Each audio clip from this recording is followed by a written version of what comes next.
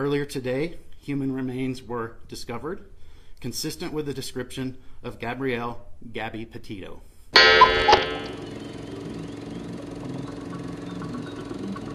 I'm supposed to feel sorry for that bitch. I don't. I said, what? She said, yeah. And all of a sudden, I heard a big boom.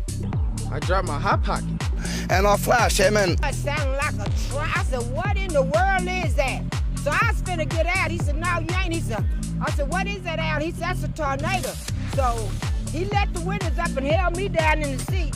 And I was hollering, Jesus, Jesus, Jesus. It was down and it went up and went right over my bed. Thank you, Lord. That's what happened. It come right over my head. Hi guys, welcome back to another looking at the facts. Today I want to head over to the US with the Gabby Petito case. Of course, it is a very hot topic across the world at this point. It's a very sad story. A young person dying while traveling. As a fellow world traveler, I feel for the parents. It's sad. Everybody's got dreams to travel the world and see beautiful countries, and for it to end like this, it's terrible. My condolences as well to the parents. However, there is something in the story that is just captivating and keeping everybody connected. Social media has played a huge role in this whole story, but some of the facts are just making me wonder as a general citizen of the world. First off, some of the facts we're looking at: these two young guys traveled in a van lifestyle across the states and visiting all these huge, magnificent, beautiful parks, and something went wrong somewhere, of course. What is interesting for me then, that's standing out, is the fact that Brian traveled from Salt Lake City back to Florida on the 17th of August and then again returned on the 23rd, leaving Gabby in Salt Lake City. That's the first thing that is strange for me as a traveler as well. I never experienced that I had to give up my travels and just head back for 5 days and then jump back again. That's bizarre. The amount of money you spend on flying back and forth for budget traveling is insane. So that is the first thing that is strange. What came out was apparently he had to help his parents move some of her stuff into storage. They were living with his folks in Florida, and he had to move the stuff, and that is strange, and that's what brought my mind to my view on this. And what made me wonder is, and please don't get me wrong, I'm not blaming anybody. What my viewpoint is can happen to anybody, and it happens on a daily basis, where parents don't always agree with a specific relationship. So what I'm getting at is, I'm wondering if Brian's folks did not approve of this relationship with Gabby, hence the reason he had to move her stuff out of the house. Also, that is the fact that the parents are keeping quiet. That is very strange. As a parent myself, the first thing I would do if that happens to me, I would drag my boy to the nearest police station so that he can tell the police what happened, or I would take him back to Wyoming so that he can be with the kid.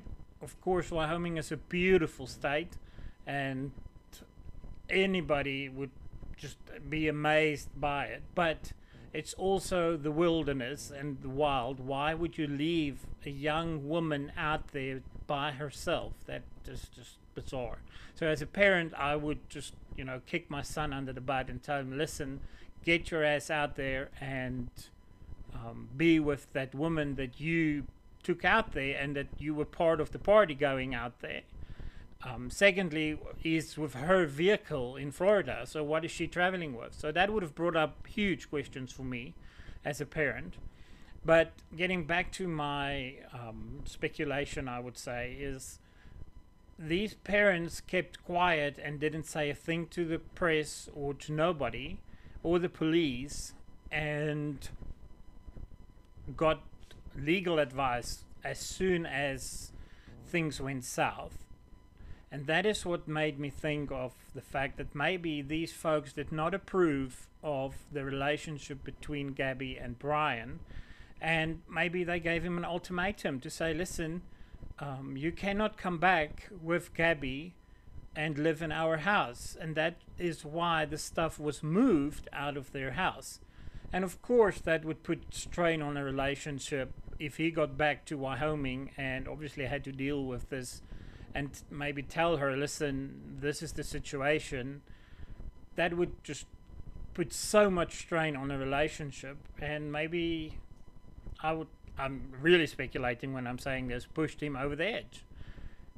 So that is kind of where my mind is going. Again, it's a terrible case of really people having to go through stuff that is so unnecessary, but I hope it gets solved and justice gets served in the correct way, and that we at the end the world can know the truth and use this specific case to help mental health people in that situation, the police having to deal with situations that they don't deal with every day. Everybody is jumping on the bandwagon and saying, but why did the Wyoming or the Utah police not pick up on specific stuff and, you know, arrested him or her or whatever?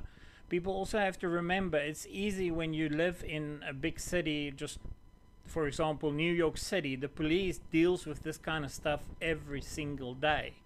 When you get into areas that they traveled in, like in Wyoming and Utah, that is open, wild areas.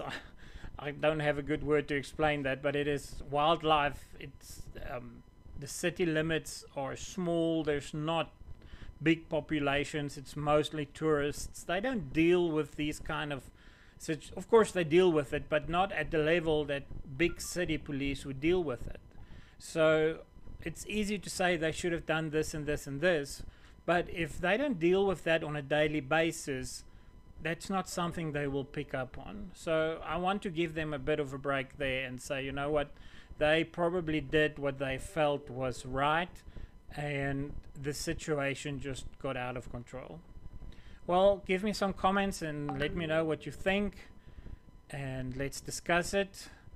Thank you for watching. If you like what you heard, please like and subscribe my channel, and of course leave a comment on what you think, good or bad. I'm open for anything. Like I said, this is just a discussion. It's good to talk about stuff, and for anybody out there that's struggling with mental health and you feel you need help, contact somebody immediately. That's the best thing you can do. It's not something to be ashamed of. If you have mental problems, it's better to go and ask for help than ending up in a situation where you don't want to be.